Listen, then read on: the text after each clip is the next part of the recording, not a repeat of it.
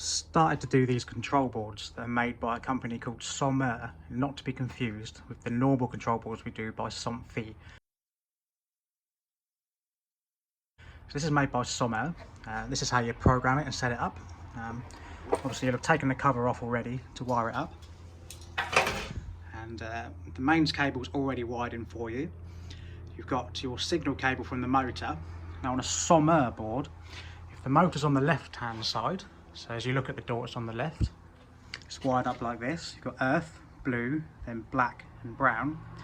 If you find the motor is on the right hand side of the door, over there, which is not today, the black and the brown wires would be the other way around, so it'd be earth, blue, black and brown.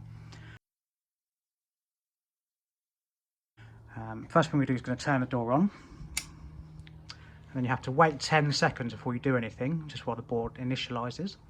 It'll do a disco sort of light. There we go. That clicking you heard, that was it, ready to go. The door's already in learn mode when you turn it on. So unlike the Sommer, when you have to push the up and down button, this one's waiting for you to teach it how the motor runs. So we can jump straight in. You've got an up and a down button inside, which is really helpful. So just like the Sommer, Sommer even, just push the down button until you find the bottom limit, which is, in this case, actually not very far. So that was easy. Once you've done that, you're ready to take your pins out and put your curtain in and go to the next step. So I've connected up my curtain, I'm ready to find the top of the door. I've got an LR motor in here. Now I talk a lot about how to set up the LR motor in the GDS roller door video and in the Sommer video.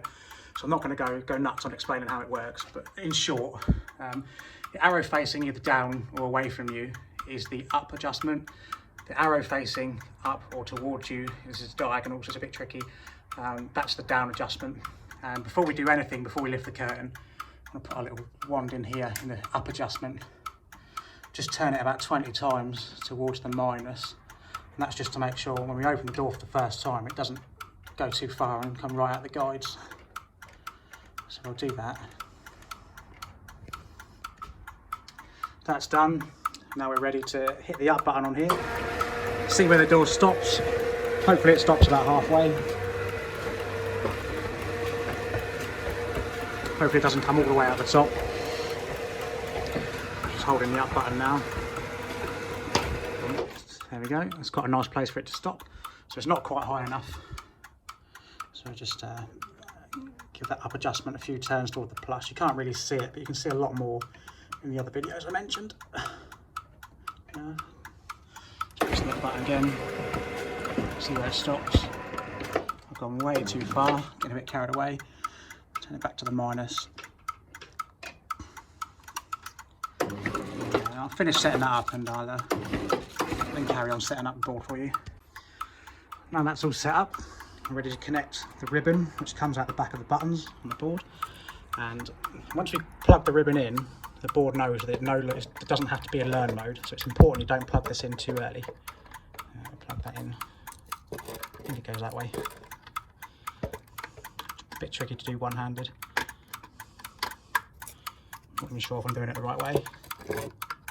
There you go, you'll hear that stop clicking, so it knows it doesn't have to be in learn mode anymore.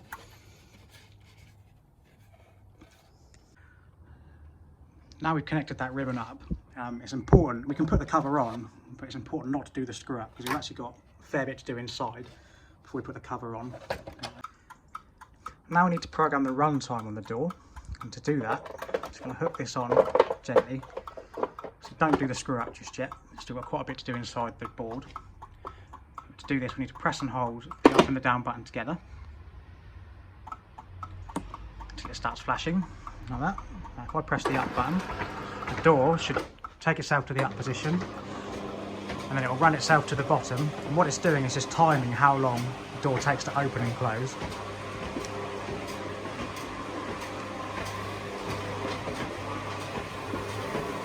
And once the board knows how long the door takes to open and close, after a certain amount of time it knows to stop sending power to the motor because the motor doesn't need to run anymore. The door should now stop in the open position, I think.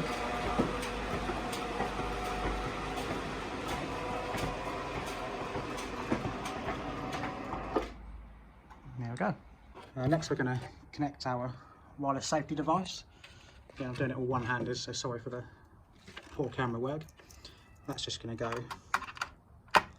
in here, just like that. You missed that, but it just kind of goes in there.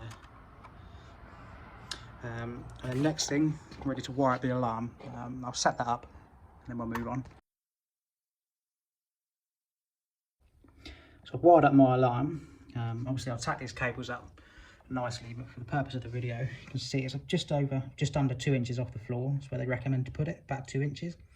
There are 2 little contacts that come with some sticky back tape, double-sided tape. So you're going to put one end on the bottom slat of the door, one end on the guide.